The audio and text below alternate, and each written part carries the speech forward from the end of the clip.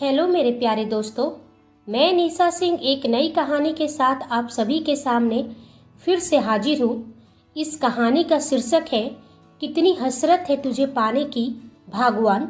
उम्मीद करती हूँ कि आप सभी को मेरी कहानी पसंद आएगी। यह लड़की कहाँ रह गई? एक दिन मेरी जान लेकर मानेगी। शाम होने चली है और इसका कोई आता पता नहीं है। कितनी बार कहा है कि शाम होने से पहले घर आ जाए। कमला जी चिंता से पूरा घर सिर पर उठा लिया था। तभी कमलेश बाबू ने कहा, क्यों चिंता कर रही हो? बाहर देखो, तेज बारिश हो रही है, कहीं रुक गई होगी, आ जाएगी। कमला जी बार बार अंदर बाहर कर रही थी। शाम के 7 बज चुके थे, लेकिन वैदेही अब तक घर नहीं लौटी थी। वह बोली, आप जाकर बाहर देखो ना, उसकी चिंता से मेरी सर फटा जा रहा है। कितनी बार कहा है उसे कि यह जॉब करने की जरूरत नहीं है, जो समय पर घर ही नहीं आ पाती है। तभी दरवाजे पर वैदेही आते हुए दिखाई दी, जिसे देखकर दोनों की जान में जान आ गई। उसके अंदर आते ही कमला जी उस पर बरस पड़ी। कहाँ थी कब से? देर क्यों हो गई? तेरा फोन क्यों नहीं लग रहा था? वैदेही, जिसकी भूरी आंखें, गुलाबी होठ, गोरे सुर्ख लाल गाल, काले लंबे बाल, लंबी और सुडौल शरीर, जिसे भगवान ने फुर्सत में बनाया हो, वह बोली, मामी, कितनी बार कहा है कि आप मेरी चिंता मत किया कीजिए। जॉब है तो आने में देर हो ही जाएगी। और सॉरी, मेरा मोबाइल स्विच ऑफ हो गया था और बारिश की वजह से ट्रैफिक भी जाम हो गई थी, इसलिए देर हो गई। कमला देवी नकली गुस्सा करते हुए मुंह फुलाकर बैठ गई। वैदेही अपने मामा की तरफ इशारा से पूछ रही थी कि मामी को कैसे मनाया जाए। उसके मामा ने अपने दोनों हाथ ऊपर करते हुए बोले, सॉरी वैदेही, आज मैं अपनी वाइफ का साइड लूंगा। तुम्हारी चिंता में मेरी फूल जैसी पत्नी मुरझाए जा रही थी और तुम्हें बिल्कुल इसकी नहीं पड़ी है। अपने पति की ऐसी बातें सुनकर कमला जी मुस्कुरा देती है। हो गया मामा और भगनी का, गुस्सा करने का कोई फायदा ही नहीं है। मुझे कोई सीरियस लेता ही नहीं है इस घर में। आपको सीरियस होने की क्या जरूरत है मेरी प्यारी मामी? आपका चेहरा हमेशा खिला खिला अच्छा लगता है। वैदेही बड़े प्यार से अपनी मामी से बोलती है, तू चाहती है ना कि मैं हमेशा हंसते मुस्कुराते रहूं, तो तू यह जॉब छोड़ दे। तू बाहर जाती है तो मुझे डर बना रहता है। कमला जी बोली, मामी, जानती है ना कि मैं ये जॉब नहीं छोड़ सकती हूँ। मुन्ना का इलाज करना बहुत जरूरी है। उसके इलाज में बहुत पैसे लगने वाले हैं और मामा के अकेले जॉब करने से नहीं होगा। कमलेश बाबू ने बड़े प्यार से उससे कहा, लेकिन बेटा, तेरा इस तरह से बाहर जाना, रोज लेट आना सच में हमें चिंता में डाल देता है। दुनिया जमाना के बारे में तो तुम जानती ही हो। वैदेही ने कहा, आप दोनों इतना क्यों डरते हैं? मैं अकेली लड़की नहीं हूँ वहाँ जो जॉब करती हूँ। बहुत सी लड़कियाँ हैं जो जॉब करती हैं। और मामा, मैं अपनी सुरक्षा का ध्यान रखती हूँ, इसलिए आप दोनों चिंता मत किया कीजिए। ठीक है, जब ऐसी बात है तो मैं पूरी कोशिश करूँगी कि शाम होने से पहले ही मैं घर लौट आऊँ। तभी कमलेश बाबू उसके सिर पर हाथ फेरते हुए बोले, तू मुन्ना के लिए इतना कुछ कर रही है बेटा, और हम तेरे लिए कुछ भी नहीं कर पाए। कर दिया ना पराये वाली बात। मुन्ना मेरा भाई है और आप दोनों ने जितना मुझे प्यार और सम्मान दिया है, शायद मेरे माँ बाप भी होते तो मुझे आप दोनों जैसा प्यार नहीं दे पाते। आप दोनों और मुन्ना ही मेरे सब कुछ है। आप दोनों के लिए मैं जो भी करूँ वो भी कम है। उनकी ऐसी बातें सुन कमलेश बाबू इमोशनल हो गए। उन्हें इमोशनल देख वैदेही बोली, आप दोनों भी ना खुद भी इमोशनल होते हैं और मुझे भी इमोशनल कर देते हैं। बहुत तेज भूख लगी है मामी, आज खाना मिलेगा या रोने धोने से काम चल जाएगा? कमला जी बोली, मैं भी कितनी भुलक्कर हूँ, जल्दी से मुंह धो ले, खाना लगाती हूँ। और मुन्ना कहाँ है मामी? वैदेही ने पूछा। अरे वो अपने कमरे में पढ़ाई कर रहा होगा, उसके एग्जाम्स आने वाले हैं ना। कमलेश जी ने उत्तर दिया। वह कमरे में चली जाती है। उसका भाई मुन्ना 10 साल का था, जिसे वो अपनी जान से भी ज्यादा प्यार करती थी। मुन्ना, वैदेही ने पुकारा। दीदी, आप आ गई? कहाँ रह गई थी? माँ ने तो पूरा घर सिर पर उठा लिया था। मुन्ना वैदेही के गले पड़ते हुए बोला, जानती हूँ मेरे नटखट कृष्ण गोपाल, और तेरी पढ़ाई हो गई तो चल खाना खाते हैं। और मेरा चॉकलेट दीदी? मुन्ना अपना हाथ आगे बढ़ाते हुए पूछा। चॉकलेट खाना मना है ना? वैदेही बोली। सब कुछ भूल जाते हो लेकिन चॉकलेट नहीं भूलते हो। डॉक्टर ने मना किया है, इसलिए बस एक ही चॉकलेट मिलेगी। तभी उन दोनों को खाने के लिए कमला जी आवाज देती है और सभी साथ में भोजन करते हैं। चलिए कुछ जानते हैं वैदेही और उसके परिवार के बारे में। वैदेही के माँ बाप उसके बचपन में ही चल बसे थे। तब से वो अपने मामा मामी के साथ ही रहती थी। कमला जी और कमलेश बाबू उसे अपनी बेटी जैसा पाला पोसा था। कभी वैदेही को उसके माँ बाप की कमी नहीं खली। उसके मामा कमलेश बाबू प्राइवेट बैंक में क्लर्क के पोस्ट पर थे, जिसकी सैलरी भले ही कम थी लेकिन दिल के बहुत ही अमीर थे। उनका पुश्तैनी घर था जिसमें वो अपने परिवार के साथ रहते थे।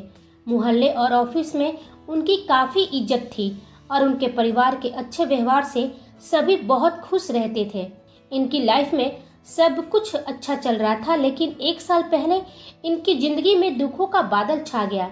जब डॉक्टर ने बताया कि मुन्ना के दिल में छेद है और इलाज जल्द ही करना पड़ेगा। कमलेश जी पर बोझ न पड़े इसलिए वैदेही कॉलेज की पढ़ाई छोड़ अपने शहर में ही एक प्राइवेट कंपनी में जॉब करने लगी, ताकि उसके भाई का इलाज हो सके, और घर से ही अपनी पढ़ाई भी पूरी करने लगी। वैदेही सुबह जल्दी से रेडी होकर जॉब जाने के लिए निकलने वाली थी, तभी कमला जी टोकी, आज समय पर घर आ जाना। वैदेही ने कहा, कोशिश करूंगी मामी। कहते कहते जाने लगी कि सामने वो बलविंदर से टकरा गई। बलविंदर मोहल्ले का आवारा और मस्तीखोर लड़का था, जिसकी गंदी नजर हमेशा से ही वैदेही पर थी। वह ऊपर से नीचे तक उसे घूर कर देखता है और अपने सीने पर हाथ फेरते हुए बोला, आज कहाँ बिजली गिराने चली। वैदेही कभी उसकी मुंह नहीं लगती थी। बलविंदर भी अक्सर उसके मामा मामी की जरूरतों के कामों में हेल्प करके अच्छा बनने की कोशिश करता था उनकी नजरों में, लेकिन वैदेही उसकी हरकत से वाकिफ थी। उसको नजरअंदाज कर वह स्कूटी स्टार्ट करके आगे बढ़ गई। बलविंदर खुद से कहता है, कब तक मुझे यूं ही नजरअंदाज करते रहोगी मेरी प्यारी वैदेही, आना तो तुम्हें मेरे पास ही है।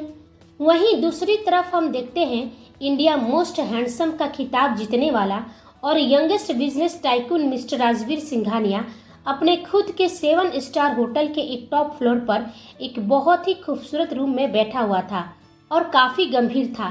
तभी उसके सबसे खास और विश्वसनीय आदमी शेरा अंदर आता है। Rajveer Singhania, height 6 foot 1 inch, गहरी आंखें, चौड़े कंधे, सख्त मांसपेशियां, चेहरे पर हल्की हल्की दाढ़ी थी जो उसे आकर्षक और चार्मिंग बना रहा था। गुस्सैल और गंभीर स्वभाव था, जिसके सामने अच्छे अच्छों की हेकरी निकल जाती थी। शेरा उसके सामने नजरें झुकाकर खड़ा हो जाता है। शेरा की झुकी नजरें देख राजवीर ने पूछा, तुम्हारी झुकी नजरें बता रही है कि काम नहीं आज बना। शेरा ने कहा, सॉरी बॉस, वह मानने को रेडी नहीं हो रहा है। बॉस, उसके सिर पर पावर का भूत सवार है, इसलिए हमारा सुनना ही नहीं चाहता है, लेकिन आप चिंता ना करें, मैं सब संभाल लूंगा। राजवीर का चेहरा गुस्से से लाल हो गया था। वह बोला, शेरा, तुम्हें मालूम है कि अब तुम्हें क्या करना है। मुझे रिजल्ट चाहिए, चाहे जैसे भी। कल वह न्यूज़ रूम तक नहीं पहुंचना चाहिए और यह तुम्हारी जिम्मेदारी है शेरा। मुझे ना सुनने की आदत नहीं है। कहते हुए वह वहां से निकल अपने गाड़ी में बैठ घर की ओर चल दिया। उसकी गाड़ी एक बहुत ही बड़े मेंशन के अंदर एंटर करता है। राजवीर का मेंशन अंदर और बाहर दोनों तरफ से बहुत खूबसूरत था। हर तरह की सुख सुविधाओं से लैस था। वह गाड़ी से उतरकर सीधे अपने रूम में जाता है। उसका रूम भी बहुत ही खूबसूरत था। इंटीरियर डिजाइन काफी अट्रैक्टिव था। वह अपने कपड़े उतारकर शावर लेकर बेड पर लेट जाता है। उस मेंशन में हम सिर्फ उसी को ही अकेला पाते हैं, सिवाय हाउसमेड और हाउस हेल्पर को छोड़कर। मेंशन में हर जोन के लिए अलग अलग हाउसकीपिंग और हेल्पर थे। घर में बहुत ही शांति थी। राजवीर को शोर बिल्कुल पसंद नहीं था। घर के नौकर भी अक्सर एक दूसरे से इशारे में ही बात करते थे। एक हेल्पर जल्दी से राजवीर के लिए कॉफी रेडी कर रहा था, क्योंकि दोपहर का समय राजवीर अपनी ब्लैक कॉफी लेता था, इसलिए सभी उसके नीचे आने का वेट करने लगे। थोड़ी देर में वो नीचे आकर अपनी कॉफी एंजॉय करता है और अपनी कलाई में बंधी घड़ी का टाइम देखता है। बाहर तेज बारिश हो रही थी। शाम का समय था, लेकिन अंधेरा घिरने से रात जैसा अनुभव हो रहा था। राजवीर के चेहरे पर एक अजीब सी सुकून थी, जैसे कि उसके मन में कुछ चल रहा था। तभी उसके फोन पर एक मैसेज आता है, जिसे देखकर उसके चेहरे का भाव बदल जाता है। वैदेही अपने ऑफिस से निकल अपनी स्कूटी स्टार्ट कर जल्द से जल्द घर पहुंचने के लिए निकलती है। ओ माय गॉड, आज मैं फिर लेट हो गई। मामी फिर नाराज हो जाएगी। कहा था मुझसे कि घर जल्दी आना, लेकिन नहीं, मुझे तो बस काम काम ही दिखता है। और मेरे बॉस भी बहुत चालाक है, उन्हें भी कम सैलरी में अच्छी एम्प्लॉय मिल गई है। जब देखो तब मुझे एक्स्ट्रा वर्क देकर रोक लेते हैं। जल्दी पहुंच वैदेही, आज बारिश की वजह से फिर ट्रैफिक जाम मिलेगी। काम करती हूँ, शॉर्टकट ले लेती हूँ, जल्दी घर पहुंच जाऊंगी। वैदेही शॉर्टकट लेती है, यह सोचकर कि घर जल्दी पहुंचेगी, लेकिन उसे क्या मालूम था कि यह शॉर्टकट उसकी जिंदगी बदल देने वाली थी। वह अपने स्कूटी की स्पीड तेज कर जाने लगती है। रास्ता खाली और सुनसान था। ऐसे हर रोज यह रास्ता आज जैसा खाली और सुनसान नहीं रहता, लेकिन शायद बारिश की वजह से आज बिल्कुल ही सुनसान था। वह मन में सोचती है, आज यह रास्ता खाली क्यों है? मेरे सिवा कोई और दिख ही नहीं रहा है। क्या मुझे लौट जाना चाहिए? वो खुद से बोली। तो क्या हुआ? रास्ता सुनसान है तो क्यों डर रही है? बस थोड़ी दूर ही है, घर पहुंचना जल्दी जरूरी है। इसी कश्मकश में वैदेही आगे बढ़ रही थी। कुछ दूर आगे जाने पर वह देखी कि दो गाड़ी तेज स्पीड में आगे बढ़ रही थी और वह दोनों गाड़ी कुछ ही दूरी आगे बढ़ रुक गई। वैदेही को थोड़ा अजीब लगा, इसलिए वो भी अपनी स्कूटी वहीं थोड़ी दूर पर ही रोक लेती है। यहाँ क्या चल रहा है? कौन है ये लोग? खुद से पूछती है। दोनों गाड़ी से 6-7 लोग निकलते हैं। सभी के हाथ में बंदूक था। यह देख वैदेही की हालत खराब हो गई थी। तभी उन लोगों के सामने एक गाड़ी आकर रुक गई, जिसमें से कोई बाहर निकलता है। इससे पहले कि वैदेही को कुछ समझ में आता, वे लोग उस अकेले आदमी पर अंधाधुंध गोलियां दाग देते हैं और वो शख्स वहीं ऑन स्पॉट मर जाता है। यह नजारा देख वैदेही बर्फ की भांति जम गई थी। उसकी आवाज उसके अंदर ही दफन हो गई थी। डर से आवाज भी नहीं निकल पा रही थी। वे लोग गाड़ी में बैठ निकल गए। अपने सामने खून से लथपथ लाश देखकर वैदेही पूरी तरह से घबरा गई थी। वह अपनी स्कूटी स्टार्ट करना तो चाह रही थी, लेकिन उसके हाथ पैर कांप रहे थे, जिससे वह स्टार्ट नहीं हो रही थी। जैसे तैसे उसने अपनी स्कूटी स्टार्ट किया और जल्दी से वहां से निकल अपने घर पहुंचती है। लड़खड़ाते कदमों से वो अपने घर के अंदर जाती है और जल्दी जल्दी सारे दरवाजे और खिड़कियां बंद करने लगती है। डर से उसकी सांसें ऊपर नीचे हो रही थी। तभी कमला जी उसे देख पूछी, वैदेही क्या हुआ? तू इतनी डरी और घबराई हुई क्यों है? तुझे इतने पसीने क्यों आ रहे हैं? तेरी तबीयत तो ठीक है ना? अपनी मामी को अपने सामने ऐसे सवालों के साथ देख वो थोड़ी सहज हुई। उसने अपने माथे का पसीना पोंछते हुए बोली, कुछ नहीं मामी, मैं ठीक हूँ। नहीं, तू ठीक नहीं लग रही है। पागलों की तरह खिड़की और दरवाजे बंद करी है। जुबान तेरा लड़खड़ा रहा है और कह रही है कि तू ठीक है। क्या मैं समझती नहीं? वैदेही उन्हें सच बताने ही वाली थी कि खुद को मन में रोकते हुए बोलती है, नहीं मामी को मैं कुछ नहीं बता सकती हूँ, वरना यह घबरा जाएंगी और मुझे कल से काम पर भी जाने नहीं देंगी। मुझे चुप रहना ही होगा।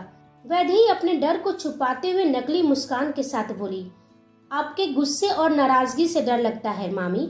डर रही थी कि कहीं आज भी लेट होने की वजह से आप पूरा घर सिर पर न उठा लें।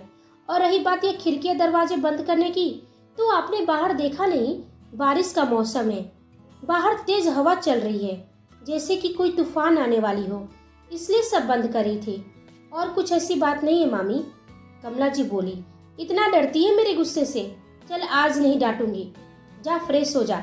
जल्दी से वो अपने कमरे में जाकर दरवाजा बंद कर वहीं टेक लगाकर बैठ जाती है। अपना मुंह दबाकर रोने लगती है। यह मैंने क्या देख लिया? मेरे सामने किसी का खून हो गया और मैं कुछ ना कर सकी। मुझे पुलिस को इन्फॉर्म कर देना चाहिए था। कैसे ये क्रिमिनल लोग हैं जो खुलेआम सड़कों पर घूम रहे हैं। किसी का भी जान लेना इनका शौक बन गया है। ऐसे लोगों को सजा मिलनी चाहिए। वहीं दूसरी तरफ राजवीर मेंशन में डिनर कर रहा था। तभी उसकी फोन की रिंग बजी। उठाकर अपने कानों के पास लगाया तो उधर से आवाज आई, काम हो गया बॉस। यह सुन उसके चेहरे पर जीत की मुस्कान बिखर गई। राजवीर हमेशा शांत और गंभीर ही रहता था। शायद ही उसके चेहरे पर कोई मुस्कान दिखता हो, लेकिन आज उसे मुस्कुराता हुआ देख सभी घर के हेल्पर भी बहुत खुश थे। वे अपने बॉस राजवीर के प्रति बहुत ऑनेस्ट थे। राजवीर भी कभी अपने घर के नौकरों को नौकर नहीं समझता था। उसके पत्थर जैसे दिल में एक सॉफ्ट कॉर्नर भी था जो अपने लोगों की जरूरतों का ध्यान रखता था। अगले दिन मर्डर न्यूज की हेडलाइन बन गई थी। लोग लॉ एंड ऑर्डर पर सवाल उठा रहे थे। हाई प्रोफाइल केस था, इसलिए पुलिस भी सतर्क हो गई थी। सुबह वैदेही सोकर उठती है तो न्यूज उसके कानों में पड़ती है। कमलेश बाबू टीवी पर न्यूज देख रहे थे। न्यूज देखकर वैदेही घबरा गई। कमलेश जी बोले, बोलो भला, जब शहर के प्रतिष्ठित व्यक्ति सुरक्षित नहीं है तो आम नागरिक का क्या हाल होगा।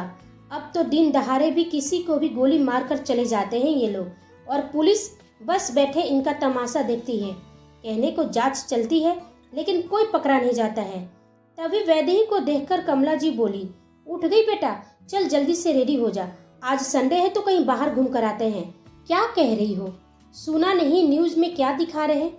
बाहर अब तो निकलने में भी डर लगता है, घर के अंदर ही सब सुरक्षित है, कमलेश बाबू ने कहा। वैदेही चुपचाप उनकी बातें सुन रही थी। उसके आंखों के सामने बस कल का दृश्य ही नाच रहा था। आज हुआ उन दोनों के बीच के बहस में वो कुछ नहीं बोल रही थी। तभी कमला जी बोली, ठीक है, वैदेही से ही पूछ लेते हैं कि आज हम बाहर चले या नहीं। बोलो वैदेही, कमला जी ने पूछा।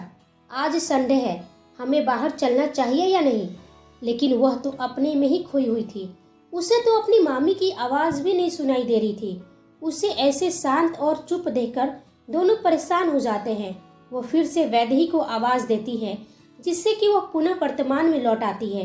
वैदेही ने कहा, मामी, मामा ठीक कह रहे हैं, आपने देखा नहीं न्यूज में क्या दिखा रहे हैं। इस संडे हम कहीं नहीं जाते हैं, अगले संडे सोचेंगे। तभी कमला जी बोली, आज मैं रेडी थी तो तुम दोनों रेडी नहीं हो। चलो ठीक ही है, मामा और भगनी से बहस कौन करे। पूरे दिन वैदेही की जहन में बार बार कल की घटना ही याद आ रही थी। उसे इतना खोया हुआ देख उसके मामा ने पूछा, क्या बात है बेटा, सुबह से मैं देख रहा हूँ तुम यहाँ तो हो लेकिन ध्यान कहीं और ही है, कोई बात है। उसने कहा, कुछ नहीं मामा, बस काम का लोड है जिससे सिर बहुत भारी हो रहा है, थोड़ा देर और रेस्ट करूंगी तो ठीक हो जाऊंगी। वैदेही अपने कमरे में चली जाती है। वहां जाकर वो अपने हाथों में मोबाइल लेकर सोचती है, क्या मुझे पुलिस को इन्फॉर्म करना चाहिए। मैंने उनके चेहरे तो नहीं देखे लेकिन गाड़ी का रंग और नंबर मुझे ठीक से याद है। अब तक वो गुंडे बाहर घूम रहे होंगे, पता नहीं उनका अगला निशाना कौन होगा। नहीं, एक जिम्मेदार नागरिक की तरह मुझे पुलिस को इन्फॉर्म करना चाहिए। वैदेही अभी भी कंफ्यूजन में ही थी कि उसे पुलिस को इन्फॉर्म करना चाहिए या नहीं। उसने सोचा, मुझे अपने फ़ोन से पुलिस को इन्फॉर्म नहीं करना चाहिए, इससे हमारे ऊपर संकट आ सकती है। हाँ, बाहर जाकर पीसीओ से उन्हें कॉल करती हूँ। वह बाहर जाने का फैसला करती है। लेकिन याद आया, मामी तो मुझे बाहर जाने ही नहीं देंगी। मामा मामी को अभी तक मैंने कुछ बताया भी नहीं है इस बारे में। यह एक हाई प्रोफाइल केस है, कहीं मैं ही न फंस जाऊँ। लेकिन वैदेही, तू ऐसे हिम्मत भी नहीं हार सकती है, तुझे पुलिस को सब कुछ बताना चाहिए।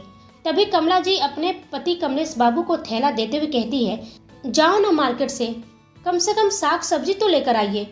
अब क्या मार्केट जाने में भी आपको डर लग रहा है। ऐसा मौका देख वैदेही ने अपनी मामी के हाथों से थैला लेते हुए बोली, मैं चली जाती हूँ मामी, मामा जी को आज घर पर ही रहने दीजिए, सारे दिन तो काम यही करते हैं, थक जाते होंगे, थोड़ा देर घर पर आराम भी तो लेने दीजिए। कमलेश बाबू ने उससे कहा, लेकिन बेटा तुम्हारी तबीयत। वैदेही ने कहा, मामा अब मैं ठीक हूँ, ऐसे भी थोड़ा बाहर जाऊंगी तो फ्रेश हवा मिल जाएगी। उसी समय उनके घर में बलविंदर आ जाता है और उनसे कहता है, मैं चला जाता हूँ अंकल। वैदेही के साथ कमला जी और कमलेश बाबू के नज़र में बलविंदर एक शरीफ और समझदार लड़का था। अंकल, जब मैं हूँ तो आप दोनों इतना क्यों परेशान होते हैं, मैं सब ला दिया करूँगा। और अब वैदेही का तो चिंता बिल्कुल छोड़ दीजिए, मैं इसके साथ बाहर चला जाता हूँ। तभी कमला जी बोली, नहीं बेटा, तुम क्यों तकलीफ करोगे, बहुत कुछ ऐसे करते हो हमारे लिए, आज अंकल ही चले जाएंगे।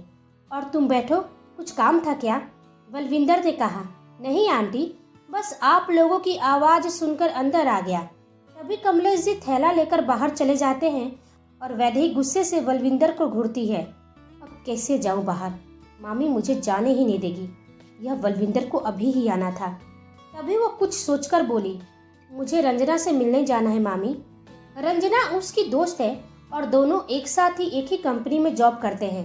कमला जी ने पूछा, क्यों अचानक, क्या काम आ गया तुझे, आज संडे है, एक ही दिन तो मिलता है तुझे घर पर रुकने का। वैदेही ने कहा, मामी ऑफिस से रिलेटेड कुछ काम है, बहुत जरूरी है, बस थोड़ी देर में आ जाऊंगी। वह बड़ी तेज कदमों से बाहर निकल जाती है। पीसीओ में जाकर पुलिस को फोन कर उस घटना का जिक्र करती है और पुलिस उसे पुलिस स्टेशन आने के लिए कहते हैं, क्योंकि पुलिस एक तरफ से इसे फेक कॉल मान रही थी, क्योंकि कई बार ऐसा कॉल उन्हें अब तक आ चुका था। इसलिए वो वैदेही से सामने से मिलना चाह रहे थे। दूसरी ओर शेरा के नंबर पर एक मैसेज आता है जिसे देखकर उसके चेहरे का रंग उतर जाता है। राजवीर ने पूछा, क्या बात है, तुम्हारे चेहरे का रंग क्यों उतरा हुआ है? शेरा डरते डरते बोला, बॉस एक लड़की है जो कल की घटना की गवाह है और उसने सब कुछ अपनी आंखों से देख लिया है। हमारे इनफॉर्मल से पता चला है कि वो पुलिस स्टेशन जाने वाली है। राजवीर गुस्से से वहीं रखे टेबल पर अपना हाथ मारते हुए कहता है, बस अब यही देखना बाकी था शेरा, जाओ और उस लड़की के साथ डील करो। शेरा चाहे जो भी हो, जैसे भी हो, उसे रोको पुलिस स्टेशन जाने से, और ना माने तो उसे मेरे पास लेकर आओ। तुम जानते हो कि बड़ी माँ को आने में अभी टाइम है। उनके आने से पहले मुझे यहाँ की जितनी गंदगी है सब साफ करना है। मुझे रोज रोज नए बखेरे नहीं चाहिए। शेरा सिर झुकाए कहता है, माफ करना बॉस, इस बार आपको कोई भी शिकायत का मौका नहीं दूंगा। यह कह वो जाने लगता है, तभी राजवीर उससे टोकता है, ध्यान रहे शेरा, वह लड़की है, इज्जत से पेश आना उसके साथ। अब इस कहानी में आगे क्या होगा? क्या समय पर वैदेही पुलिस स्टेशन पहुंच जाएगी या शेरा उसे रोक लेगा? क्या होगा जब राजवीर और वैदेही एक दूसरे के आमने सामने आएंगे? क्या इनकी जिंदगी एक नई लव स्टोरी की तरफ रुख करेगी? यह हम सब जानेंगे अगले भाग में। तब तक आप हमारे चैनल के साथ बने रहिए। लाइक, शेयर, कमेंट और सब्सक्राइब करना बिल्कुल ना भूलें। आप सभी को मेरी कहानी सुनने के लिए धन्यवाद।